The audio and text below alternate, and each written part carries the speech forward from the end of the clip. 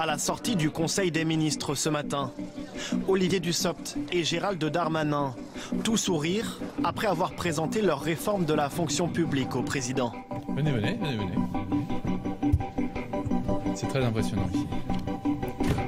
Deux ministres en première ligne qui reprennent vite leur sérieux au moment d'expliquer la réforme à la presse. Est-ce que vous êtes tous bien installés? Nous ne souhaitons pas couper des effectifs et dire aux services de se débrouiller pour servir la même qualité aux usagers avec moins de moyens et moins d'effectifs. Par contre, nous mettons en place des réformes structurelles dans tous les secteurs et dans tous les ministères.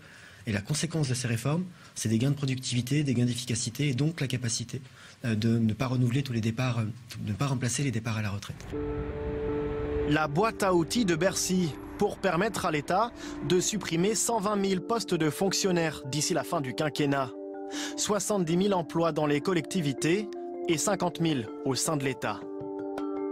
Et voici la solution du gouvernement, la généralisation des emplois contractuels. Qui n'est pas la fin du statut, mais qui peut être une souplesse, une alternative au statut de la fonction publique, notamment dans les emplois de direction.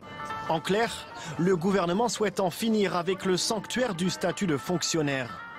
D'abord, ouvrir les portes de la grande maison de la fonction publique à de plus en plus de contractuels, même à des postes de responsabilité. Ensuite, faciliter la sortie des fonctionnaires, soit au sein de la fonction publique, soit vers le privé, ou tout simplement vers Pôle emploi. Dans le plan de départ volontaire, tous les mots sont importants, notamment le mot volontaire, et il s'agit que de la conséquence des transformations qu'il y aurait eu dans un ministère et non pas un plan de départ en général. Autre axe de réforme, les instances représentatives des fonctionnaires. Il en existe aujourd'hui 22 000. Le gouvernement souhaite en supprimer la moitié pour fluidifier le dialogue social. Des transformations qui hérissent un peu plus les syndicats, déjà échauffés par la publication hier d'un rapport mettant en cause la durée de travail des fonctionnaires. Aujourd'hui, ils sont quelques centaines à manifester leur opposition dans la rue.